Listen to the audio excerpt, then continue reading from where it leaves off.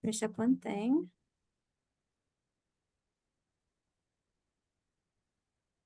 Okay. Well, welcome everybody to, we're almost completely finished with our UK healthcare training sessions for the year. We have one more after this, but we are going to welcome back to this one, Jason Jones, who I think, Jason, you were one of our very first presenters, along with Christina Espinosa right in the beginning. So you kind of spearheaded this project. So I'm going to just go ahead and turn this over to Jason and let him present his topic today. And welcome, Jason. Welcome to everybody on Dr. Taylor's team. All right. Thank you guys very much. I appreciate having me. Yeah, I recognize a face or two, and we got a lot of stuff to cover, so I'm just going to jump right into it. I'm Jason Jones. I'm a disability specialist and the director of peer mentoring at the University of Kentucky's Human Development Institute. And as you probably can see in that little tiny picture, I also am a person with a disability myself, C4 quadriplegic, and I've been in a chair for, let's see, it'd be 34 years this year. So, yeah, so I've kind of seen some stuff, ins and outs and all that kind of stuff. So, we'll jump into it real quick. So these are just disability statistics. You're going to recognize a lot of this. 1 in 4, which equates to about 61 million. That number's around 70 something million now, and a little closer to 30%. But I could not find that graphic. So anyway, so this is pretty close. So here in Kentucky, it's called the dreaded statistics. Things that you probably all know as clinicians. Here's the different types of disabilities, broken down: 18% for mobility, cognition, 18% all the way down to self-care, which is at 5%. 1.3 million, basically, people with disabilities in Kentucky, which equates to about 37%, which puts us right up there at the top of people with disabilities as a percentage of our population. So a little more than 1 in 3. So it's not a small number. And here's some more stats. As you can see, how we compare to the rest of the United States. Obviously we're higher in every one of these numbers as we break down the different types of disability.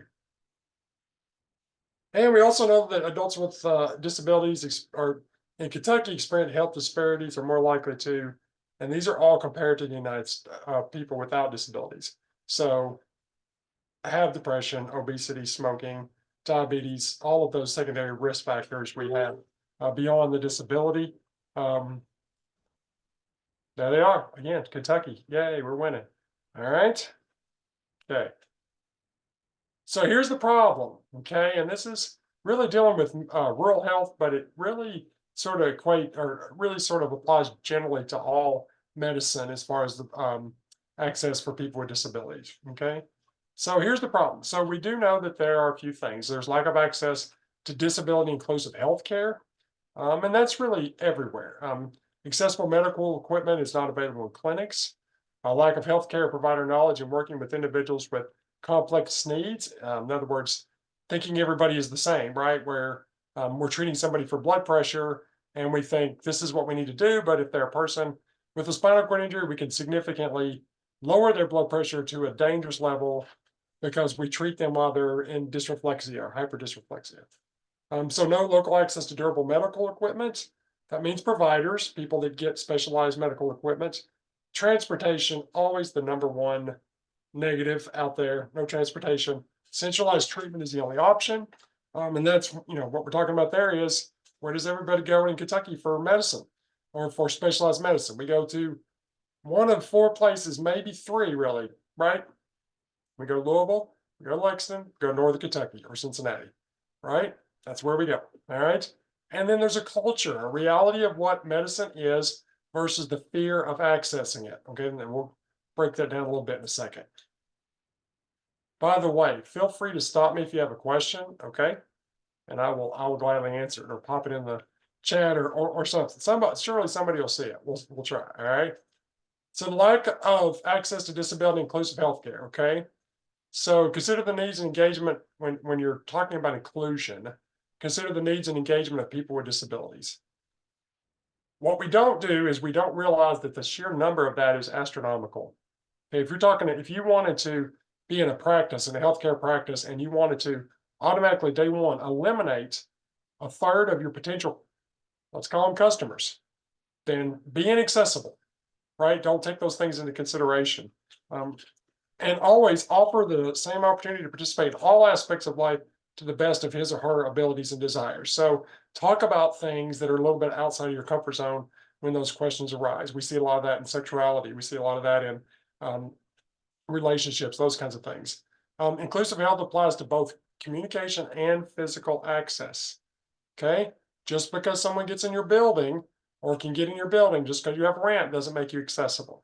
Communication is more important, I would say, in a lot of situations. You probably are going to be more effective to go out to somebody's car and sit with them if you don't have a ramp than you are if they come in your building and you don't have a way of communicating with them, be that someone who's blind or deaf or has a cognitive disability or intellectual disability.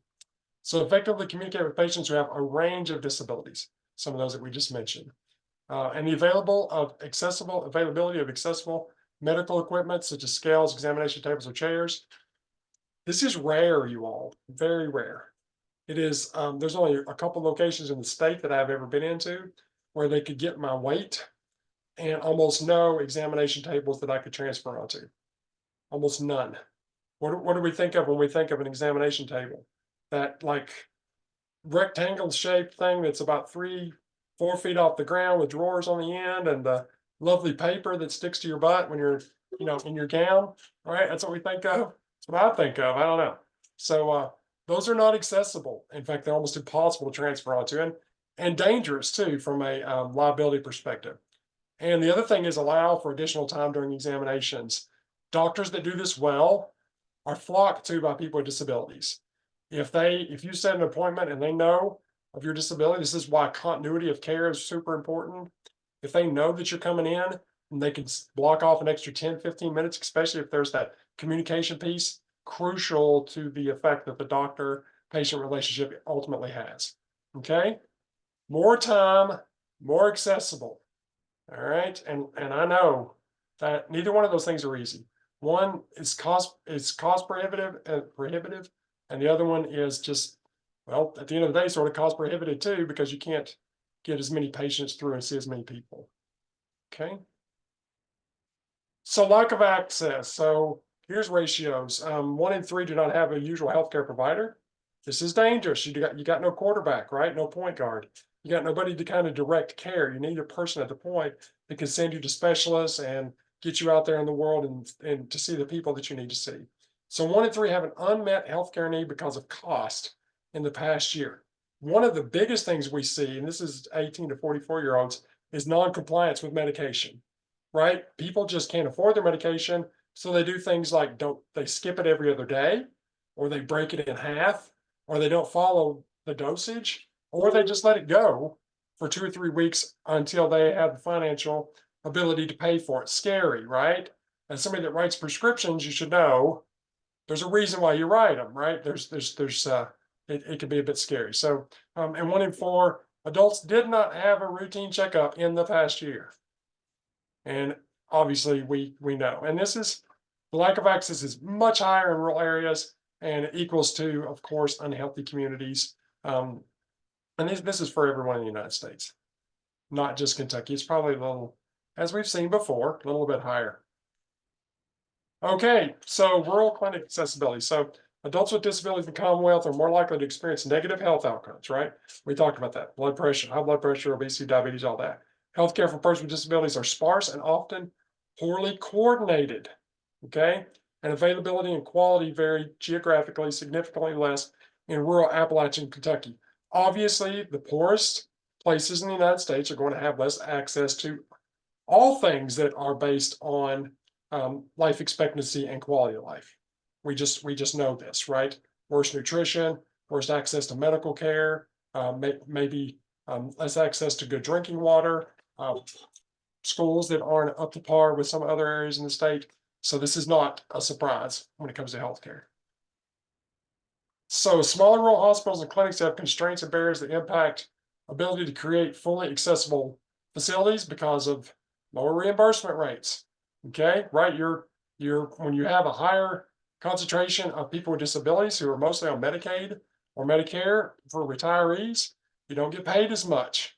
as you do through private insurance. And facilities, once they're built, tend to be there for years and years and years. Okay, so aging facilities, and as infrastructure breaks down, cost goes up. There's no way around that, right? It's a one-to-one. Improving accessibility provides the opportunity for increasing revenue.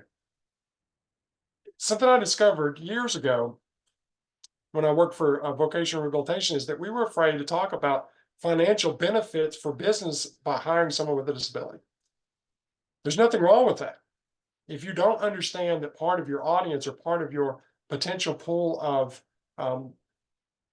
customers are people with disabilities, then you're going to miss out on possible revenue. Listen, I don't care as a person with disability why you do it, right? Like, I just need it done. Okay, it doesn't matter to me if it's for profit. It doesn't, as long as you are giving good quality healthcare, and giving good answers and using as much of your time as you can. Don't care why you're doing it. Now the law says you have to, but also there's the financial part of it. So recruitment of new patients with disabilities in their networks and retention of aging patients is very important. Okay. So here's a few more stats. Lack of access not only impacts the person's quality of life. This is my number one thing that I talk about. All presentations are all in all exercises that we do now. Quality of life is so important. Okay.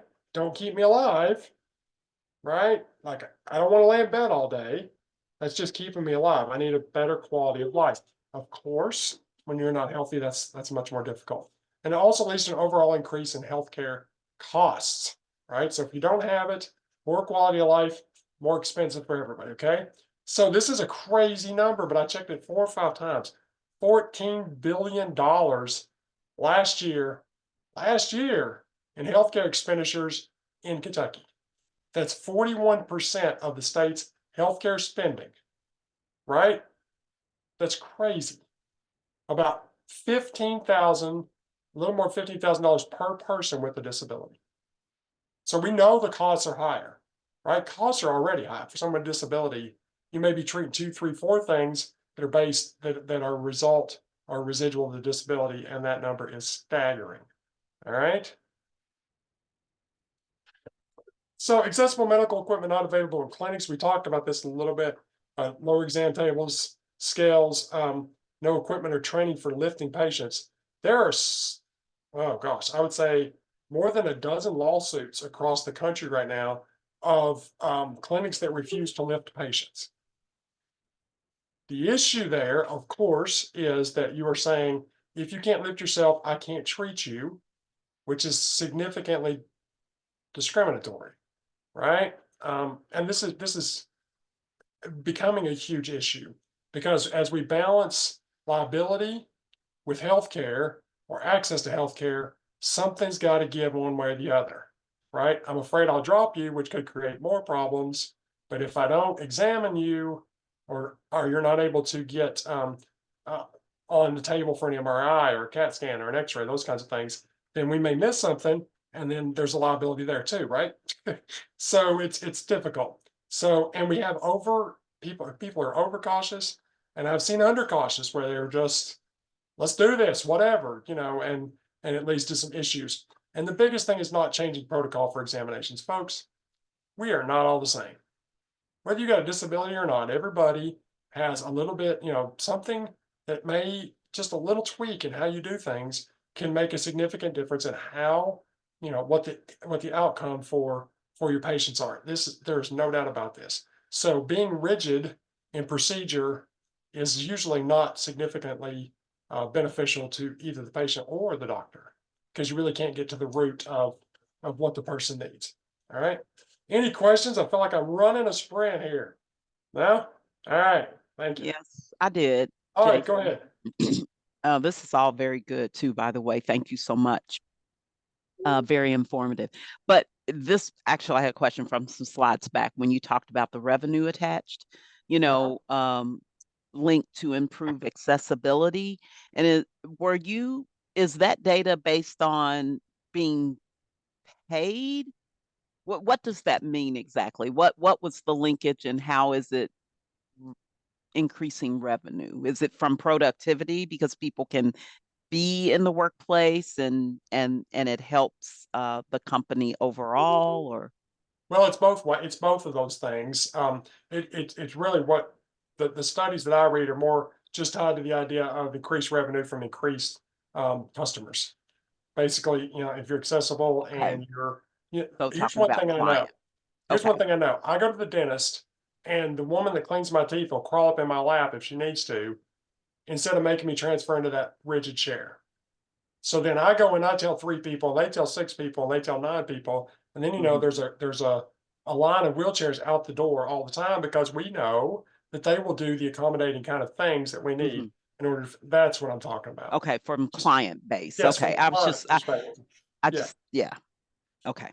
Very good. But also, if you think about it from the idea of if you're lifting patients and that kind of thing, why not have why not have a lift? Why not have Oh, an yeah. accessible, that then it trickles into that Injuries. side of lessening liability for your own staff, Yes, right? injuries. All right. Absolutely. So lack of healthcare provider knowledge and working with individuals with complex needs. Um, these are really important. I'm gonna spend a little extra time. So individuals with disabilities are 3 times more likely to have all of those things that we've said: heart disease, diabetes, cancer, high blood pressure than the general population. Okay, it's a sedentary lifestyle, right? We're not going to be up and as active. I mean, it's just not as easy to do. Okay, now there are those that do, but they're still doing it from a chair. Okay, with uh, um, with physical disabilities. Individuals with disabilities often have lower rates in screenings, and there's a lot of reasons for this. The biggest one is if you go for a CAT scan, you walk in the room and you get on the table, and they shoot you in there, and you're back out in less than 5 minutes, depending on the test that you're having done, and you're back up and you're out of the door probably 20 to 25 minutes after your appointment time. If I do the same thing, right, it's going to be an hour. And so it makes it very difficult to schedule. It makes it difficult for the person that is doing the screening to balance their time, right? And I've even got a couple looks after I left the room and went out to the waiting room and noticed the waiting room was significantly backed up, right? So this is why you have to have a really good dialogue with your providers so they can schedule more time for those kinds of things. Okay, so the hassle becomes the reason, and the cost. Those are two that probably the most prohibitive, and then transportation, right? Getting back and forth to those kinds of things. And depending on the disability, that could be significantly different. It all exists on the scale. Healthcare professional assumptions that screening are unnecessary. Okay. Well, you don't walk, so why does your hip matter? Right. And I don't think it's that egregious, but there are times where it's like, oh, you don't feel this, so it's probably not really bothering you. Or this isn't worth it. It's a balance, right? Should we do it or shouldn't we do it? With the assumption that you don't need the screening because you're not as affected as other people. So there's a lower participation rate because of fear. Breakdown in skin being transferred. Like we said before, it's a hassle. Untrained people who are transferring you, and the amount of time. All things that we talked about. Unclear, undelivered information about the procedure given to the patient by healthcare professional. Okay. Kidney stone. Go to the hospital or go to the doctor, have a kidney stone blown up or lasered in my situation a couple years ago. On the way out, they said, here's how you pass the kidney stone. Guess what I got? Pages of pictures. Guess how many of those things I could actually do? 0. There was not one picture of someone just sitting straight up in a wheelchair or someone laying flat on their back. It was pull your knees up above your head, roll side to side. There were all kinds of things. This is the way that you get the stuff to move down your ureter so you can pass it out. All the little pieces, right? So she hands me the stuff and then she goes, oh, well, I guess this really doesn't apply to you. That was it. Okay. So what does apply to me? That's what I need to know, right? So should I be, drinking 4 gallons of water or 6-pack of beer or what? Like what can I do? And there's not enough information like that out there that's specific to disability. Okay. Presumption of life longevity. This one is terrible. You've been in a wheelchair for 30 years, you got cancer, but it's been a good run. I've heard it. Not me specifically, but I've heard those stories. Okay. Like, I don't think this will be effective for you, and you've ran the race. So good for you, that kind of thing. I hope to God that doesn't happen anymore, but it used to happen a lot, especially in rural areas. Like, I don't have time to treat you. You're going to die anyway, right? It's like the people on the boat. Who do you throw out? Okay. All right. Healthcare professionals defining patients by their disabilities. There is no cookie cutter way to look at disability. I will say that 100 times. You could put a quadriplegic who's a C4 or 5, like I am, right next to me, and we may have a significant difference in diagnosis and potential outcomes, quality of life, just the way we do things every day, right? Procedural things. So I'm going to stop real quick and tell you, I will send this to Nancy, and Nancy, you can get it to everybody because we're not going to get through all of it. But of the more than 300 licensed DME providers in Kentucky, we have no local access to DME. Durable medical equipment is life saving. Okay. It's a grantor of independence. Some of the issues we have are that less than 10% offer specialized mobility options of the 300 who are licensed in Kentucky. When something breaks, there's no one to fix it. Okay, that's part of the issue. Seating specialists only in urban areas. So we see skin breakdown and we see issues with those kinds of things because there's simply not a provider that can get to it quick enough. All right, this one's huge. Appointments are grouped, causing longer wait times. If you're going to send somebody to the mountains in Morgan County, say, then why would you have someone go and spend an entire day to change tires on a wheelchair? It doesn't make sense from a business model. So what we do is we schedule 9 of them in a day, and then they're getting in and out as quickly as they possibly can. Right? It's not effective.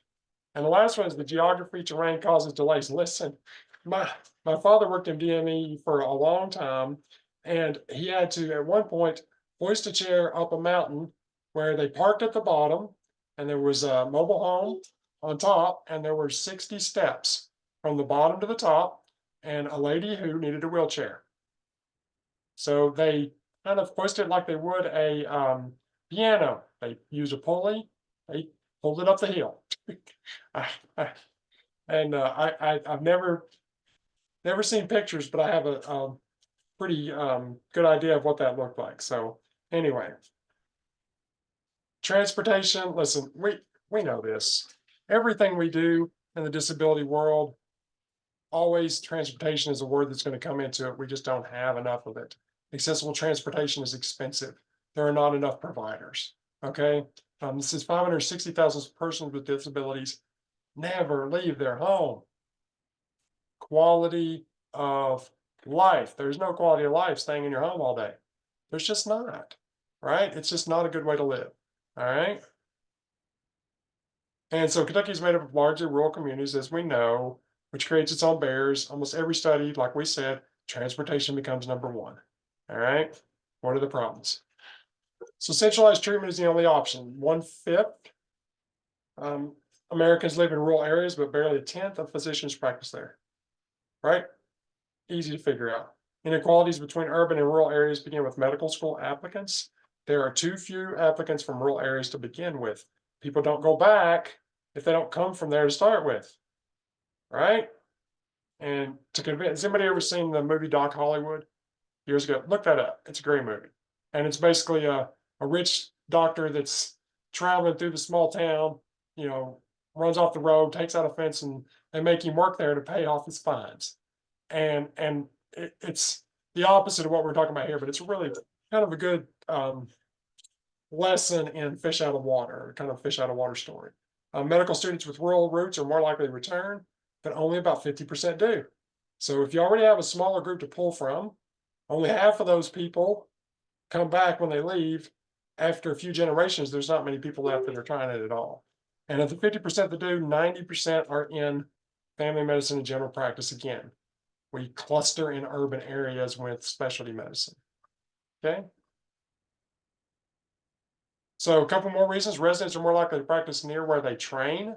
Okay. And I've heard this several times. You end up with a fellowship somewhere or where you went to medical school. You have a lot more contacts, right? You have the ability to reach out to people that you know, to collaborate. And those things are done much more easily in the place where you started practicing medicine in the first place. So without doctors and hospitals, no need for support or rehab staff. So then you don't end up with nurses, PTs, respiratory, all those kinds of things. And then you have no referral system for things like DME.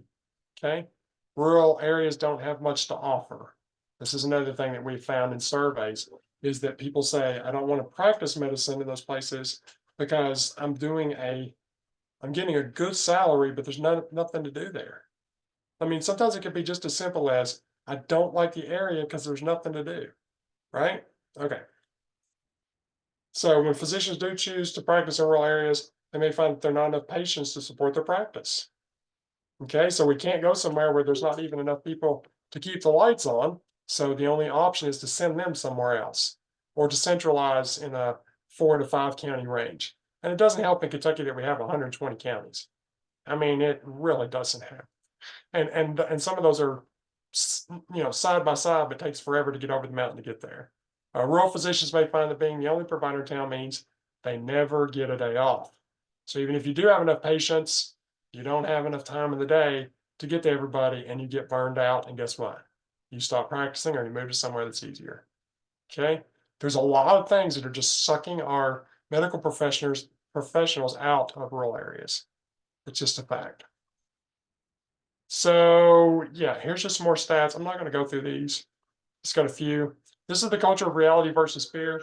Basically, the reality of rural medicine, higher unemployment, fewer college graduates, higher poverty, lower levels of healthcare insurance, right? Or subsidized healthcare in some way, greater shortages of healthcare providers, like we said, and underfinanced health services. And when I talk about the fear, things that keep people from going to the doctor. I may lose my home if I admit that I have an issue, right? I don't want to lose my funding. Trusting the local doctor and the urban legends that exist with the doctors. And some of these are wonderful. You could do a whole presentation on misconceptions or stories that have been heard about doctors in rural areas. Community will find out about my disability, right? They don't want anyone to know, so they don't even tell somebody that they're supposed to trust with that information. Or you're going to get bad news, right? I mean, bad news is bad news. Either you have cancer or you don't. Whether you know it or not, it's going to affect you. Yeah, so I'm not sick enough to keep my disability check. And then this one I always laugh because I say Jones men don't go to the doctor. There's a bit of hubris involved sometimes, especially in the male world of I don't go to the doctor. Okay. So here's some solutions, right? Who can we do? We can reach out to cooperative extension systems, community leaders, faith-based institutions, employers, people with disabilities, and politicians. And I always say who else because there are others that we never think of. So just encourage you to think of that. Okay. So here's the Surgeon General's call to action to improve health and wellness of persons with disabilities. And I go through, give each patient, including people with disabilities, the information they need to live a long, healthy life, listen and respond, communicate clearly, take the time needed for each person, talk with your colleagues and collaborate. Huge, big deal. Recognize resources and consider referral. Don't consider referral the go-to response if you want to refer a patient without a disability. That's very important. And identify and address your personal biases towards disability. Gosh, this is quick. Okay, this is things medical staff should know. Listen to your patient. 99% of the time, they know more than you. I see Weston shaking his head. Thank you for shaking your head because it is so important. Okay, don't group everyone together. We're not all the same. Sometimes doing nothing is the most helpful. Believe it or not, sometimes saying, listen, this is not something I can treat, or pushing them or moving them over to a specialty is sometimes the answer, right? So understand before advice. So if you don't know, don't proceed. Ask somebody else, collaborate. The best doctor I ever went to by far says, I don't know a lot about spinal cord injuries, but I'm going to learn with you. And we worked together and it was phenomenal. Okay. So I'm going to go through that. ADA, we know under the ADA, you're supposed to provide equal health care. This is some stuff about what it requires. These are some things that you need to look at when you're setting up a practice. And always start with the entrance, because if you can't get out of your car, you can't get in the building. Okay.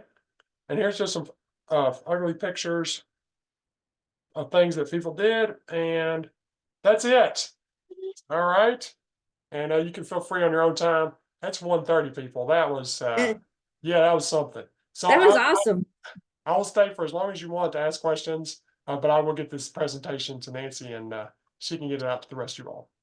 Kudos for presenting all that you did in our time frame. It was great. And I'm glad that you ended with the solutions, because I was hoping I was going to be one of my questions, or what do you have some solutions or some follow-up? Because but yeah, that was really great. Thank you, Jason. Yeah, thank you guys for the opportunity. Does anyone have any questions? No, just thank you for a great presentation. That was Well, really I good. don't know if Brandon or Weston, other colleagues have any question. Okay. Yeah, you covered a lot, and I'll be glad to, I'll share that recording. Yeah, Weston says, appreciate the Sonic the Hedgehog speed version. That was good, very good. I'll share the recording afterwards with everyone. Thank you so Awesome. much. All right, thanks All right. guys. Have a great day. You all have a great day too. Thank you so much, Thanks. Jason. See Thanks, y'all next Jason. month. All right, bye-bye. Bye-bye. Bye-bye. Bye.